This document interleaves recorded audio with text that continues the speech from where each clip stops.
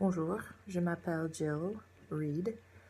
Je complète module 8, exercice 2 pour le cours FRE 515, Horizons University. C'est aujourd'hui dimanche, le 27 janvier 2019. Ma tâche aujourd'hui, c'était de parler d'un site de patrimoine mondial de l'UNESCO, utilisant la voix passive et bien entendu tous les temps et modes. Alors, j'ai décidé de parler du Parc national historique Citadelle, Sans Souci et Ramier en Haïti. Le Parc national historique comprend 3 lieux importants dans l'histoire d'Haïti après l'indépendance de France en 1804. Le premier site élaboré sera la citadelle. Après 14 ans de révolte menée par les esclaves contre les colons, le nouveau chef d'État, Jean-Jacques Dessalines, a commandé la construction d'un fort pour la protection de sa nouvelle république. La citadelle, couvrant une superficie d'1 hectare, a été complètement conçue et construite par les esclaves récemment libérés. Cette distinction, parmi d'autres caractéristiques, rend la citadelle unique et importante à l'histoire du pays. Quand la citadelle a été inaugurée en 1813, elle comprenait 4 tours autour d'une cour centrale. L'extérieur a été conçu pour être inexpugnable avec ses immenses murailles dotées d'articulations qui permettaient l'usage de l'artillerie. Une garnison de 2000 à 5000 hommes a été envisagée quand cette énorme citadelle a été créée. Or, ce site à 970 mètres d'altitude dans les montagnes a été équipé d'un système de canalisation et citernes. C'était non seulement un endroit militaire, mais aussi un symbole de la fierté des Haïtiens de leur indépendance. 1813 était aussi l'année de l'inauguration du palais Sans Souci, le palais du roi Henri-Christophe Ier et sa reine Marie-Louise Croix-David. Le palais royal a été construit près du village de Milo, où il est né, en l'entrée du chemin menant à la citadelle. Cet emplacement a été choisi pour la protection, entouré par les collines montagneuses, et pour la proximité du village afin de concentrer son pouvoir. Le palais royal ressemble au palais de Potsdam, appelé Sans Souci aussi, qui se trouve en Allemagne. Ils se ressemblent puisqu'ils ont tous les deux un grand escalier à l'extérieur. Autour du palais, dans la forme d'un amphithéâtre, il a fait bâtir le Grand Conseil d'État, le palais des ministères, l'hôtel de la monnaie et la bibliothèque. On trouvait aussi un ensemble de services soi-disant municipaux, tels que des écuries, un hôpital, une prison, un arsenal et des casernes, etc. Le palais et l'ensemble des bâtiments administratifs ont couvert environ 8 hectares. Puis, tout cela a été embelli de jardins luxueux, de bassins, de fontaines, des sculptures rappelant les jardins de Versailles, dont son surnom, le Versailles des Caraïbes.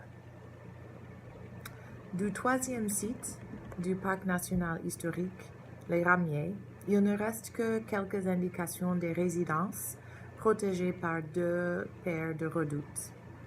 Bien qu'il y ait moins à voir sur le site lui-même, grâce à son emplacement sur le plateau, on a des panoramas et des vues de la citadelle sans pareil. L'architecture, l'ingénierie et le labeur nécessaires pour de telles structures au début du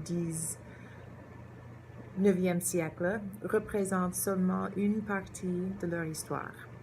On peut se demander comment une île, avec tellement de beauté naturelle, avec un peuple persévérant et avec une histoire si riche, peut ne pas prospérer.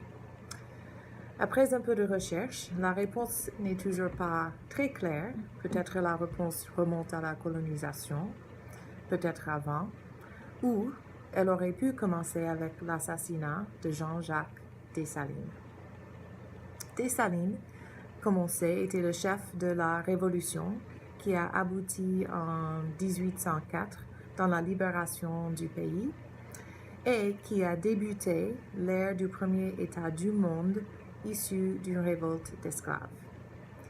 Tout de suite après la déclaration de l'indépendance, le 1er janvier 1804, Dessalines, comme on a dit avant, a commandé la construction de la citadelle. Henri Christophe, étant son général, gérait cette construction. Malheureusement, 2 ans plus tard, Dessalines a été assassiné et la jeune République s'est divisée en 2 parties, le nord et le sud.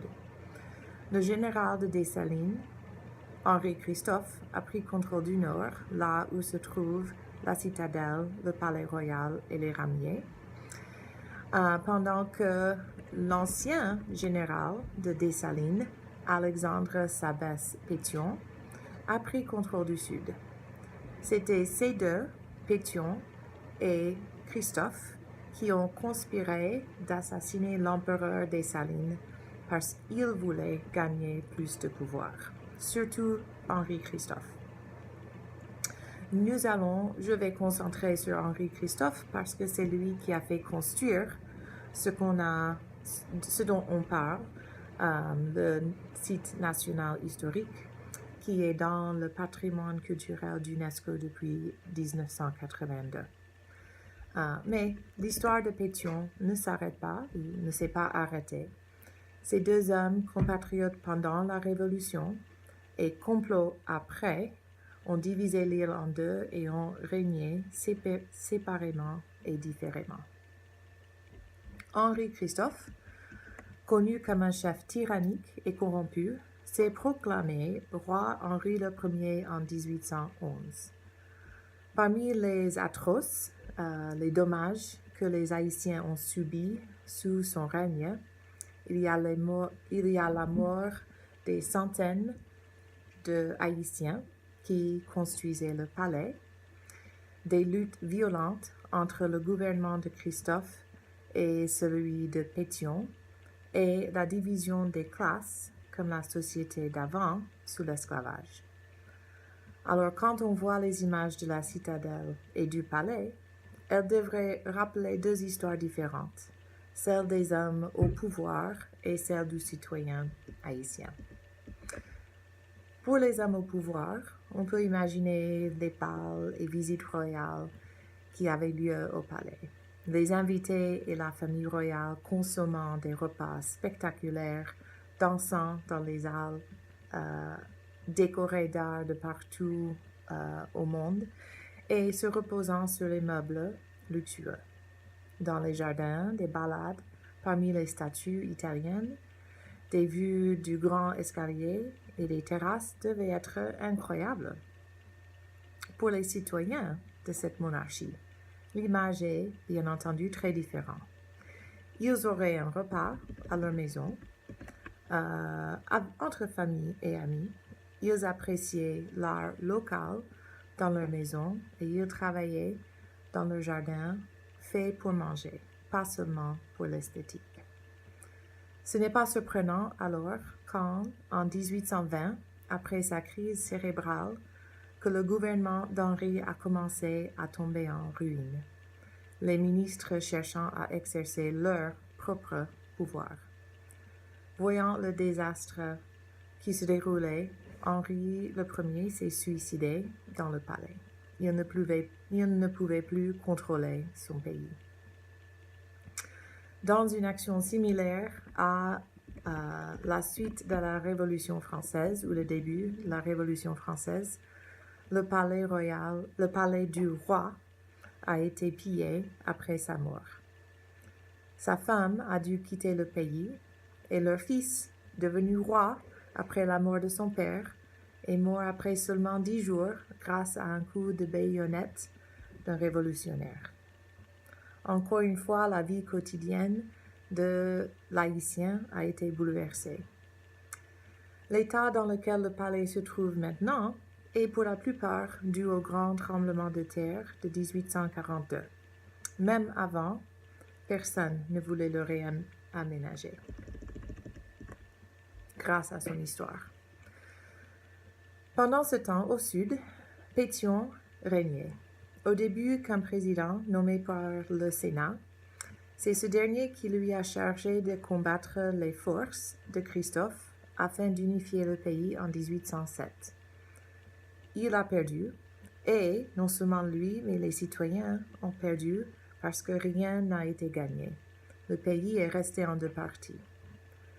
Peu de temps après, Pétion a dû dissoudre le Sénat à cause des conspirations contre lui et contre son gouvernement. Il a donc régné comme dictateur, de la vie générale, un dictateur bénévole.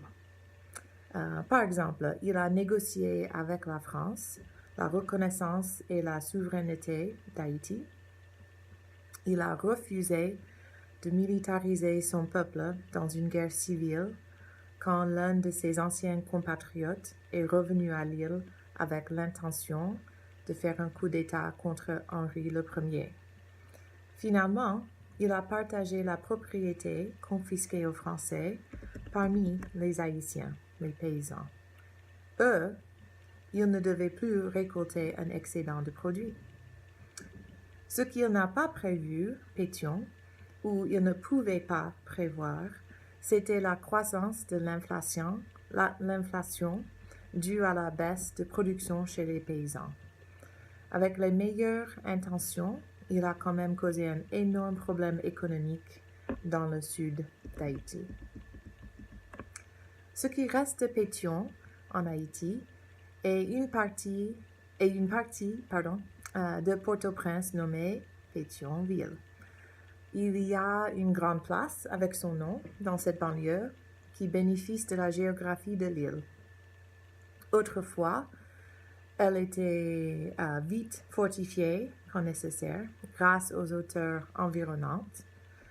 De plus, elle a toujours reçu les vents pendant la journée et la fraîcheur des montagnes pendant la nuit.